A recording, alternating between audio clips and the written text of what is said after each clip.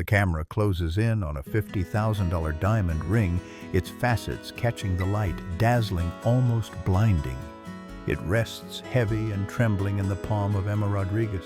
But this isn't just jewelry.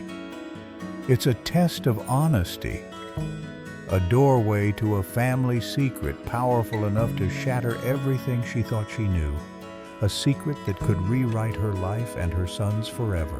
So tell me, do you believe in miracles that come when you least expect them? Or do you think life is only made of impossible choices? The screen fades in slowly from black. Los Angeles at dawn. The skyline is still cloaked in a veil of gray with only faint streaks of gold breaking through. Street lights flicker against the emptiness of wide avenues. A lone bus hisses to a stop on an otherwise silent block. Somewhere in the distance, a siren wails, swallowed by the vastness of the city. Inside a cramped apartment in Lincoln Heights, an alarm clock buzzes at exactly 5:00 a.m. Emma Rodriguez, 28, stirs awake. Her dark hair falls loosely across her face as she sits up, brushing fatigue from her eyes. She moves with quiet determination, careful not to wake Diego, her 8-year-old son, still curled up beneath a blanket covered in faded comic book characters. Emma pads barefoot into the kitchen. The single overhead bulb casts a dim yellow light on the chipped counters. She cracks 2 eggs into a pan, the sizzle filling the silence while a pot of coffee gurgles slowly on the stove.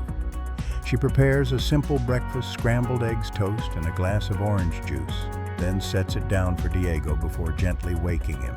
Her mornings are always the same, steady, precise, almost ritualistic. She packs Diego's school lunch, 2 sandwiches neatly wrapped in wax paper, slips them into his worn backpack, and kisses the top of his head. "Eat well, mi amor," she whispers. By 6:15, Emma is locking the door behind her. She wheels out her old bicycle, its frame scratched but sturdy, and sets off into the cool morning air. The city is just beginning to stir now. Food trucks rolling to their corners, street vendors pulling up metal shutters, joggers pounding the sidewalks in rhythm with their headphones. Emma breathes deeply, filling her lungs with the sharp, crisp air of dawn. For a brief moment, she feels free, gliding past the murals of East LA, past the graffiti-splashed underpasses, past the world that never seems to pause. By 7:00, she arrives at La Perla. From the outside, the restaurant gleams like a jewel box, glass facade, polished chandeliers already glowing inside. Emma locks her bike around the corner and steps through the staff entrance. Immediately, she's surrounded by the clatter of silver trays, the pop of champagne corks being tested for evening service, and the soft hum of classical music playing through the restaurant speakers. Her work begins before the doors ever open. She sets napkins with perfect folds, aligns every wine glass until it sparkles, and adjusts the angle of each candle as if she were painting on a canvas. Emma doesn't just prepare tables. She prepares a stage where every night the city's elite will arrive dressed in designer suits and diamonds. All this for $15 an hour, plus a sliver of tips shared among the staff. Enough to keep a roof over her and Diego's heads in their tiny 375-square-foot apartment. Enough to make ends meet, but never enough to rest easy. And yet Emma smiles. Always. Her co-workers joke Emma brings the sun with her because even in exhaustion she radiates warmth. Later that evening, she'll remind Diego of the one lesson she holds sacred. We may not be rich, but kindness is something we will always have to give. A lesson that will soon be tested in ways she could never imagine. That Saturday evening, La Perla was packed. The clinking of silverware, the lively hum of conversations, and the aroma of fine cuisine blended together, creating the unmistakable buzz of a weekend night in Los Angeles. Emma, as always, moved swiftly between tables, balancing trays, with practiced grace, her smile never faltering. At table 12, a man who looked every bit the busy executive stood abruptly after paying his bill. He rushed out, muttering something about making it on time to an important charity gala. In his haste, he didn't notice that a small leather case had slipped from his pocket and landed under the table. When the table was empty, Emma stepped in to clear it. Her eyes caught a glimmer beneath the chair. She bent down, picked up the case, and opened it with quiet curiosity. Inside lay a diamond ring, round-cut, brilliant, and blinding under the chandelier light. It was breathtaking, every facet catching fire. Looking closer, she noticed a delicate engraving on the band, A.S. Forever. Emma's heart pounded. She knew instantly this was no ordinary trinket. The value had to be staggering. Without hesitation, she reported the find to her manager. But things weren't as simple as she thought. The customer had paid with a sleek black card. No name, no phone number, no contact left behind. The manager pulled up security footage. The grainy video showed the man with bodyguards in tow, dressed in a sharp gray blazer and stylish aviator sunglasses. From those few details, the manager identified him at once. Alexander Stone, a real estate billionaire who had just donated $5 million to an orphan children's fund. A man so wealthy dropping a $50,000 ring might not even dent his thoughts. But for Emma, the ring wasn't about wealth. It was about integrity. She remembered her mother's words spoken softly before she passed away. "Daughter, what is lost is never truly lost. It waits for the one who will cherish it." Those words lived inside Emma, etched into her soul. That night she stayed up until 2 in the morning, searching Facebook, LinkedIn, business news outlets, anything that might lead her closer to Alexander Stone. Finally, she found an email address for his assistant. She wrote carefully explaining about the ring and her determination to return it. The next morning, Emma did something she never thought she would. She took the ring to a well-known jeweler in downtown LA for appraisal. The old jeweler with keen eyes and reverent hands examined the piece under a glowing lamp. He turned it gently, then looked up at Emma with quiet astonishment. $50,000, young lady, he said in a low, measured voice. Enough to buy yourself a house in the suburbs. Emma's chest tightened. 50,000. The number echoed in her mind like a thunderclap. With that money, she could pay off debts, buy a modest home, give Diego the stability he deserved. For a fleeting second, the thought of selling it flickered through her mind, just for a second, but she pushed it away. "What isn't mine must be returned," she whispered to herself, clutching the ring as if holding her own conscience. Her honesty was stronger than any temptation. 2 days passed, and Emma began to lose hope. Maybe Alexander Stone had already forgotten about the ring, or perhaps he was simply too busy to care about something he'd lost. Then her phone rang. It was Stone's assistant. Her voice was polite but firm. "Mr. Stone would like to meet you in person to express his gratitude." A flutter of nerves and curiosity rushed through Emma. The meeting place, the towering 58-story stone-holding skyscraper, a symbol of wealth and power, its corner office offering a sweeping view of the Pacific Ocean. As Emma stepped inside, she felt as though she'd crossed into another universe, one she had never imagined being part of. Moments later, Alexander Stone entered. He was tall, broad-shouldered, his silver-streaked hair lending him an air of timeless sophistication. His deep brown eyes radiated warmth, yet carried the weight of a man who had lived through more than most. He took the ring in his hand, exhaling in relief before smiling faintly. "I thought it was gone forever," he said. "Thank you, Miss Emma Rodriguez," she replied softly. At her words, Stone froze. His eyes hardened, fixed on her as if some long-buried memory had just crashed to the surface. "Rodriguez," he murmured, his voice suddenly unsteady. "What was your mother's name?" Emma blinked, caught off guard by the question, but answered anyway. "Maria Rodriguez, sir." The moment he heard it, Stone went utterly still. His expression shifted, shock, hope, and sorrow all tangled together in the flicker of his gaze. "Maria Rodriguez," he whispered almost to himself. "From San Diego." with a small birthmark shaped like a heart just below her neck. Emma's breath caught. A jolt ran through her head to toe. She nodded, stunned. Yes, her mother did have that birthmark, a tiny secret known only to those closest to her. How could a man like Alexander Stone possibly know? His voice cracked with emotion, heavy with disbelief. My God, did you know your mother once worked as my secretary back in 1995? The words hit Emma like a thunderclap, planting a seed of truth inside her, a truth she had never dared to imagine. The air in the office thickened, almost suffocating. Alexander Stone, his face etched with raw emotion, began to tell a story Emma had never heard before, a story buried for decades. He spoke of Maria, Emma's mother. Maria was not just his secretary back in 1995. She was the great love of his life.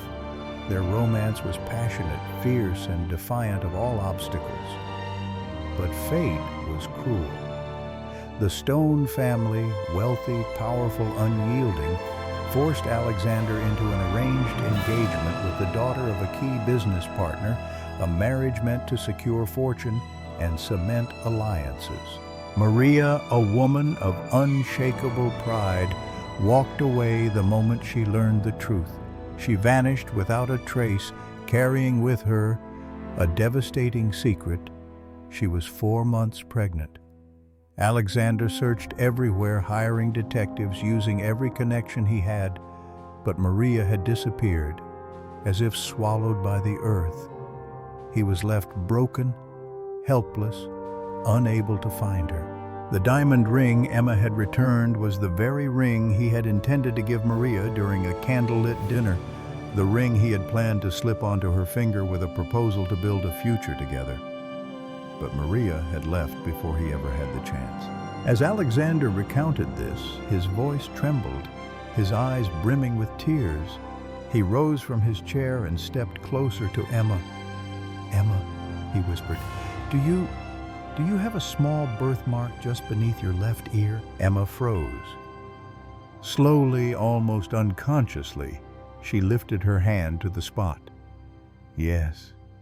She had always thought of it as nothing more than a faint, ordinary mark on her skin. Alexander exhaled a heavy sigh of sorrow, relief, and joy all at once, that he murmured, tears finally breaking free. That was the mark Maria and I called the angel's kiss. His voice cracked as the truth shattered the silence. "You are my daughter." The room seemed to stop breathing. Emma's world spun wildly out of control. For 18 years, she had wondered who her father was, dreamed of having one, but never once imagined it would be Alexander Stone, the billionaire whose name she'd only ever heard in headlines. Her hand flew to her mouth, stifling a sob. Her legs shook, barely holding her upright. It was too much, too impossible. Alexander's eyes, wet with grief, and wonder softened as he wrapped his arms around her. Tears streamed down his face, falling onto her shoulders, soaking into her heart. "My daughter," he choked out, Forgive me for losing you all these years." It was an apology laced with decades of regret, of searching, of longing. 4 agonizing hours later, the DNA test confirmed what their hearts already knew, a 99.99% match, father and daughter. The truth was undeniable. Emma Rodriguez had found her father. From that moment on, Emma Rodriguez's life turned to an entirely new chapter. She didn't just gain a father, she discovered an entire family she never knew existed. There was her 86-year-old grandfather, who had long prayed to meet the granddaughter he thought he'd lost forever. There were her 2 younger twin brothers, just 24, both pursuing MBAs at prestigious universities. And of course, there was the vast empire itself. Stone Holdings, a real estate dynasty worth $3.2 billion. Alexander Stone, the father who had finally found his daughter, spared nothing to make up for the lost years. He immediately established a scholarship fund in the name of Maria Emma's late mother, dedicated to Diego, ensuring her son's education would be secured for life. At the same time, he transferred $1 million into Emma's personal account. "This is to repay the years I wasn't there for you," he said, his voice still thick with emotion. The money was not just material restitution. It was the deepest apology a father could ever give. But what Emma treasured most was not the wealth nor the status. It was a faded photograph Alexander had kept all these years. In it, Alexander stood beside Maria in 1996, her face glowing with joy, her hands resting on her pregnant belly. A moment of love and hope interrupted by fate preserved in a single frame. That picture became Emma's most sacred possession. She placed it on the nightstand beside her bed, and every evening before sleep she gazed at it. In her heart, she felt her mother smiling from beyond smiling, because Emma had finally found a piece of the happiness Maria herself had been denied. It was a bond that transcended time and space, a connection too powerful to ever be broken. A month after that fateful day, Emma Rodriguez still walked through the doors of La Perla wearing the same familiar apron. But this time she wasn't there as an employee, she was there as the new owner and as a friend. She carried red envelopes, each containing $5,000, and placed one in the hands of every staff member. "Thank you," she said, her voice thick with emotion, "for standing by me when life was hardest. You are my family." It was more than an act of generosity. It was a reminder of the value of kindness, of the genuine bonds that had shaped her journey. Later, Emma sat beside Diego, gazing at her son with tender eyes. "Life is like a wheel, mi amor," she told him softly. "Sometimes we rise, sometimes we fall. There are moments of triumph and moments of trial. But the most important thing is to keep your heart upright, to hold on to kindness and honesty." Diego's eyes sparkled. He grinned wide. "Mama, I want to study computer science so I can build an app to help people find lost things." His dream, born from the story of his mother's integrity, made Emma's heart swell. Beside them, Alexander Stone, his loving grandfather, rested a proud hand on Diego's shoulder. "Put goodness first, and let me worry about the money," he said warmly, his gaze filled with pride. It was a promise, a guarantee for Diego's future, but also a gentle reminder. True value isn't measured in wealth. It's found in character. That weekend afternoon, 3 generations, Alexander, Emma, and Diego, strolled along the sands of Santa Monica. The ocean breeze caressed their faces, the waves whispered against the shore. Seagulls soared into the vast blue sky, while colorful balloons drifted lazily overhead. Emma watched the sun sink slowly toward the horizon, painting the sea in shades of fire and gold. She remembered her mother's words. "Kindness is a gift that never disappears. It only moves forward, circling back when we need it most."